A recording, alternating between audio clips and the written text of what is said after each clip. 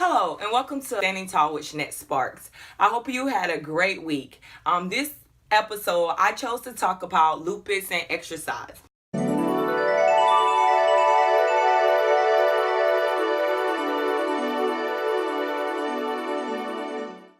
A lot of people have a lot of questions about how people with lupus handle their body, because a lot of people, if you know anyone who's lived with lupus or living with lupus, you know that they complain of joint pains, muscle fatigue. A lot of people complain of like arthritis. They have arthritis, so they have problems with their hips, their knees, their feet, their hands, their shoulders, their necks. It's so much. And then we also there's also another issue with weight gain and weight loss with people who suffer with lupus. And many people, it's a lot of people, most women I talk to who have lupus, this is one of the main things that affects their confidence. It's the fluctuation of weight. Sometimes you lose a lot of weight and you're very skinny, so everybody's saying you look sick. And then sometimes you gain a lot of weight because you're taking medicines like prednisone, and I've known people to gain over 50 pounds on the medicine. I myself was on this steroid when I played basketball at the University of North Florida. It was one of the steroids, medicine combinations that they thought would be best for me to help me be able to live.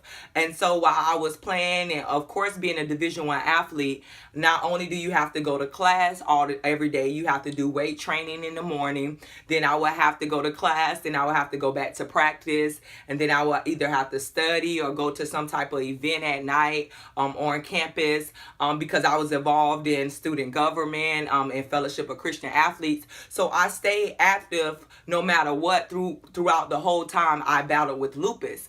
And what I realized through my love from playing sports and basketball, it was God's way of actually helping keep me alive, because the more I took care of my body as it pertains to basketball, whether that was eating better, exercising better, the more I was equipping my body to be able to fight off this horrible disease called lupus.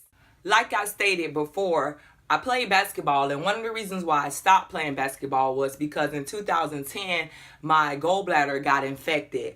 And I didn't know, out of nowhere, I was rushed to the hospital, and the nurse told me and my best friend that if I hadn't been brought to the hospital at that time, that I would die. So I'm glad that I felt the pain and got up and went to the hospital. And so what I realized, I stopped playing basketball and I fell in love with coaching.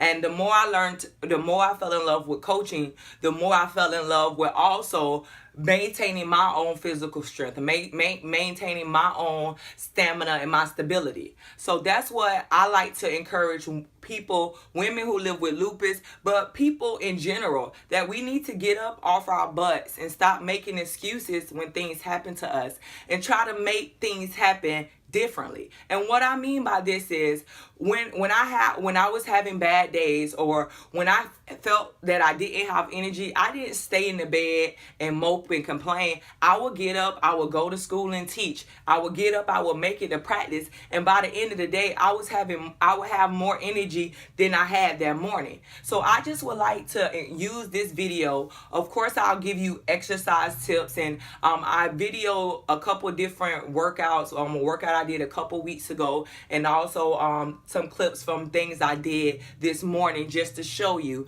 So I hope you take the time and you can just check out the different exercises I do.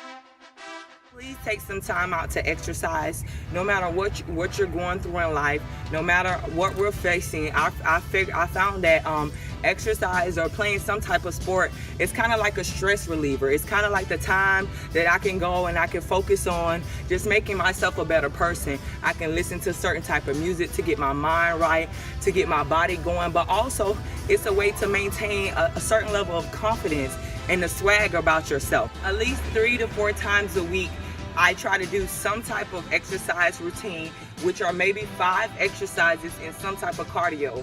So either that's walking, like I said, I told you, jumping jacks, squat jumps. Sometimes I might run in place for 2 minutes and then do squat jumps, and then just do a circuit of different exercises to get my heart rate up and to bring it back down. Because as we know, people who live in America seem to be very unhealthy when it comes to heart attacks.